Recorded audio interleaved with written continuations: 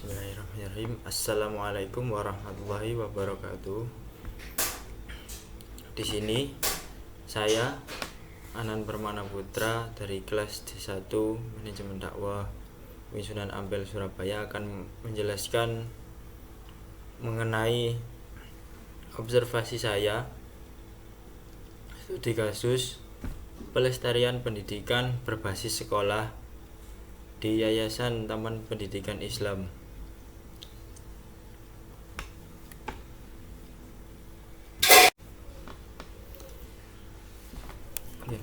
Yayasan Taman Pendidikan Islam adalah suatu yayasan yang berbasis sekolah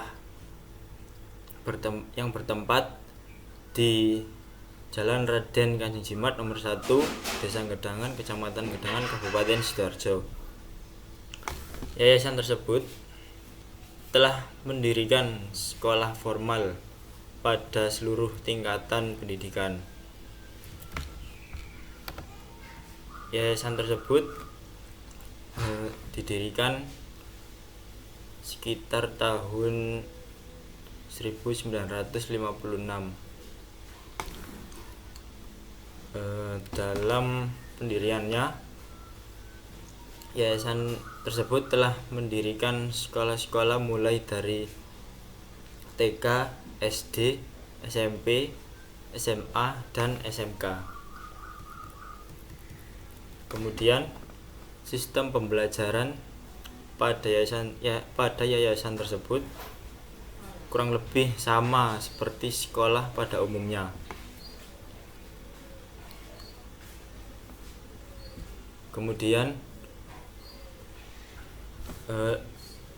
yayasan tersebut, lembaga pendidikannya di yayasan tersebut beroperasi di bawah naungan Kementerian Pendidikan dan Kebudayaan. Lalu ada visi dan misinya, yaitu yang pertama, visinya mencetak generasi yang bermanfaat bagi masyarakat, mandiri, berwawasan global, dan berbudi pekerti luhur.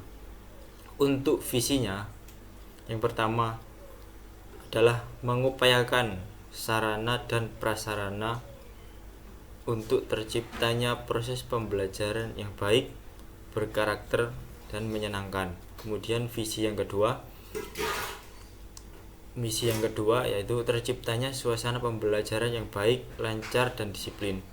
Kemudian yang ketiga, terciptanya hubungan timbal balik dengan stakeholder dan masyarakat pada umumnya. Yang keempat, mampu menentukan sikap serta mengambil keputusan yang bijak dalam situasi dan kondisi yang sulit.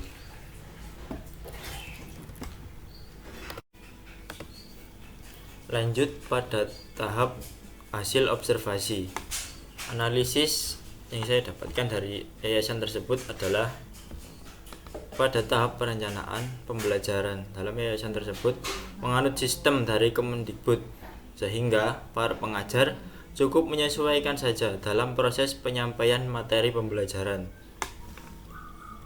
Kemudian ketika dalam pengorganisasian lembaganya, tugas-tugas yang diberikan oleh para pengajar sudah sesuai dengan tugas pokok dan fungsinya. Para tenaga pengajar dalam yayasan tersebut adalah termasuk tenaga ahli berdasarkan bidang masing-masing, sehingga dalam pernyataan tersebut ditemukan suatu kekuatan dalam yayasan tersebut, yaitu yang pertama, yayasan pendidikan tersebut mudah dijangkau oleh masyarakat karena lokasi yayasan berada di tengah pemukiman warga.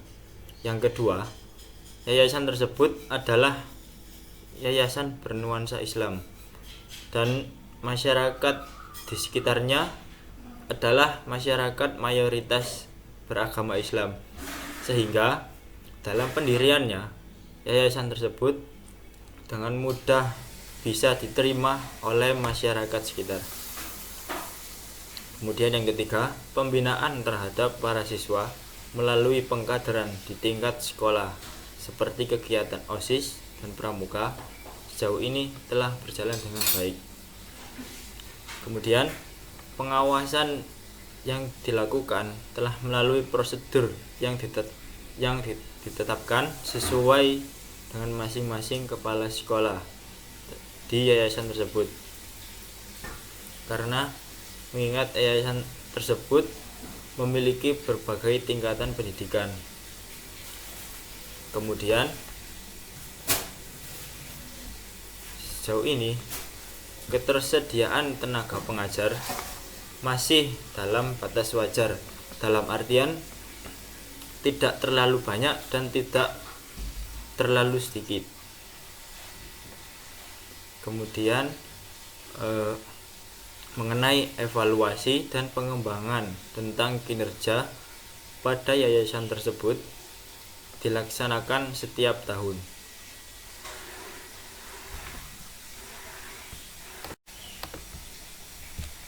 Selanjutnya adalah sedangkan kelemahan dalam yayasan tersebut adalah yang pertama, karena keterbatasan fasilitas ruang kelas, maka pembelajaran siswa SMA dialihkan pada siang hari bergantian dengan siswa SMP.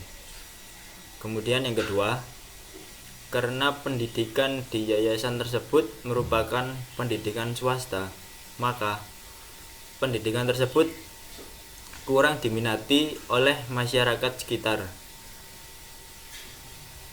Kemudian peluang yang terdapat dalam yayasan tersebut adalah yang pertama, mayoritas tenaga pengajar di yayasan tersebut adalah rata-rata berusia 27 tahun. Oleh karena itu, sangat dimungkinkan yayasan ini bisa lebih berkembang karena tenaga pengajarnya memiliki pemikiran yang visioner. Kemudian yang kedua, yayasan tersebut hanya menyediakan satu koperasi dan kantin, karena melihat di sekitar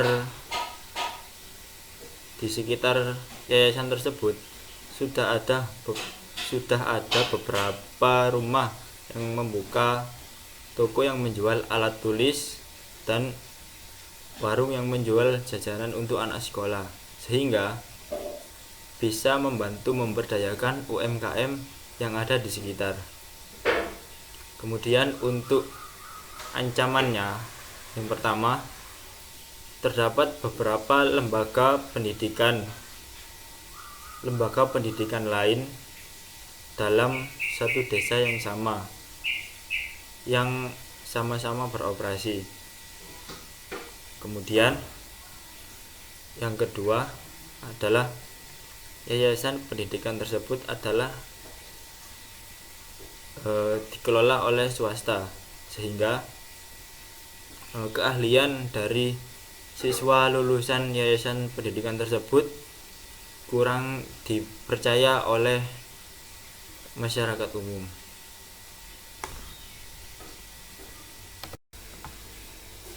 Untuk kemudian yaitu saran untuk yayasan pendidikan tersebut. Yang pertama, sebaiknya tenaga pengajar yang ada di dalam yayasan pendidikan tersebut perlu meningkatkan keahliannya agar mampu mencetak lulusan yang lebih baik, sehingga keahlian dari siswa lulusan yayasan pendidikan tersebut lebih dipercaya oleh masyarakat umum. Kemudian yang kedua, karena keterbatasan ruang kelas, sebaiknya yayasan pendidikan tersebut mulai merencanakan untuk melakukan ekspansi ke tempat lain untuk menjaring lebih banyak siswa dan sehingga bisa membangun fasilitas yang lebih memadai. Sekian observasi yang bisa saya sajikan, kurang lebihnya mohon maaf. Wallahul muwaffiq ila aqwamit thoriq. Wassalamualaikum warahmatullahi wabarakatuh.